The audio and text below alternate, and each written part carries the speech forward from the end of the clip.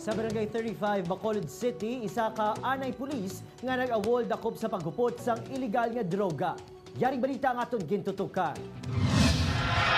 Imbis nga mangposas, ang pulisya si Marlon Quambot ang ginpusasan sa iya makaupon matapos na mutikan ang iya sineaktibo ng operasyon sa illegal nga droga. Ginpatigayon drug buy bus operation sa Barangay 35, Bacolod City.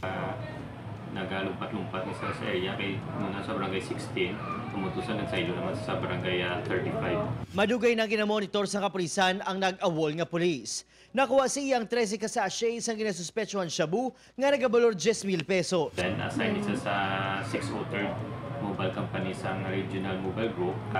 2003 according siya na nadagdagan sa dismissal order. Yara subong sa kustudiya sa kapulisan ang sospek. Nagpamaliban ini nga magatubang sa kamera bangod sa iya kahimtangan. Pangatubangon sining kaso sa paglapas ng RA 9165 ukon Comprehensive Dangerous Drugs Act of 2002. Upod si Reynald Castillo, Adrian Prietos. 1 Western Visayas.